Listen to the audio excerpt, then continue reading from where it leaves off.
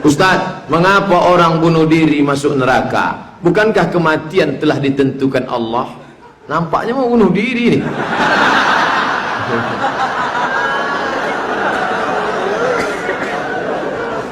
Syekh Muhammad Said Ramadan Al-Buti menulis kitab judulnya Al-Insan Bainal Musayyar wal Mukhayyar. Manusia antara dijalankan dan berjalan sendiri. Manusia antara dipilihkan dan memilih sendiri.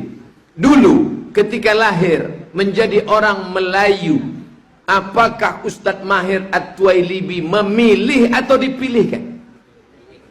Bapak jadi orang Jawa, memilih atau dipilihkan? Dipilihkan. Maka kita tak boleh ejek orang, Batak, Cina, tak boleh. Karena dia tidak pernah memilih, dia dipilihkan. Tapi ada saatnya kita memilih. Malam ini mau datang ke pengajian, memilih atau dipilihkan?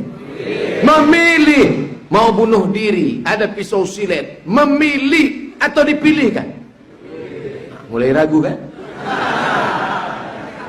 Ketika Buya Hamka baca bukunya Tasawuf Modern, baca itu tulisan Buya Hamka di saat dia betul-betul down dalam penjara, naik tapak sepatu ke atas mejanya, "Hei Hamka, kau pengkhianat bangsa!" Nampaknya pisau silet di dinding penjara. Apa kata setan? "Hamka, ambil pisau silet itu, potong urat nadimu, tak ada gunanya kau hidup. Kau di Maninjau, Sumatera Barat, diangkat sebagai datuk nenek mama orang Minangkabau. Dan sekarang engkau bergelar doktor dari Al-Azhar honoris causa. Sekarang kau dituduh sebagai pengkhianat, mau menjual negara ke Malaysia. Bunuh saja dirimu." Tapi dia lawan dengan iman. Ada saatnya kita memilih. Kenapa dia masuk neraka? Karena dia memilih ikut ajakan setan. Maka kita selalu membaca ayat-ayat, ayat kursi, doa-doa, supaya jangan sampai setan berbisik, "Bunuh diri kau, bunuh diri, bunuh, bunuh."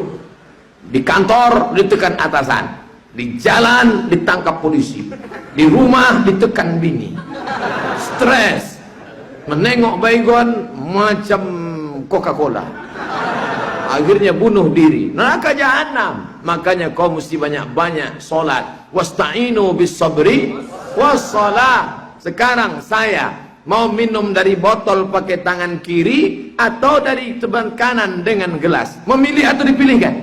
Memilih. Allah kasih saya kuasa sama, basar, kalam, kudrat, iradat. Gunakan sama, gunakan basar, gunakan kalam, gunakan kudrat, gunakan iradat. Pakai tangan kanan, ucapkan bismillah, minum bismillahirrahmanirrahim. Alhamdulillah. Saya mau nanya Ustaz, saya melarang dan mencaci maki orang untuk melakukan hal yang dilarang Allah, tapi saya sebenarnya masih belum bisa meninggalkan sesuatu yang saya larang itu. Gimana tuh Pak Ustaz? Kabura maqtan indallah, murka yang paling besar di sisi Allah. Antaqulu ma la taf'alun, kau bicara tapi kau tidak lakukan. Ini umum, dia tak sebutkan apa larangan yang kau orang suruh larang tapi kau lakukan itu apa? Pacaran. Kau jangan pacaran, nikahlah. Ini yang banyak, ini ngaji ini kan anak-anak muda nih, aktivis kampus. Jangan pacaran, jangan pacaran. Pacaran dia 5. Berhentilah pacaran. Ustadz Felix Yao kan udah keluarkan buku, udah putusin aja.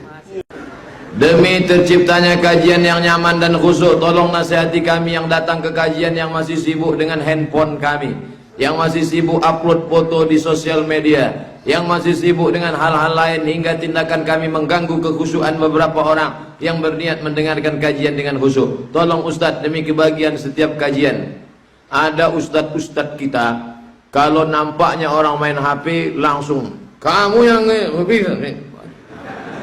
Saya termasuk yang tidak keras.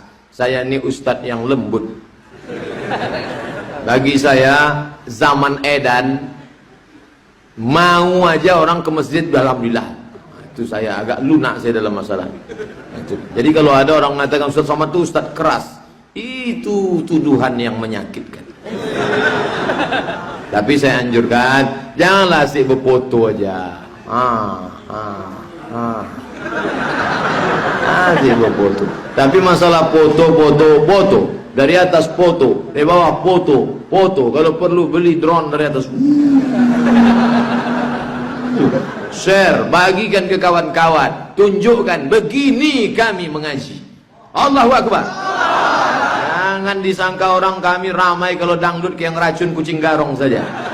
Mengaji kami ramai begini, sehingga daerah-daerah lain yang lemah iman, yang tak tahu bagaimana cara buat pengajian, oh begini caranya buat pengajian. Yang selama ini pengurus masjid kalau pengumuman, kita bangga karena wakaf masjid sampai hari ini infak sedekah 200 juta. Bukan di situ letak bangganya pengurus masjid. Belikan TV besar macam ini, ha?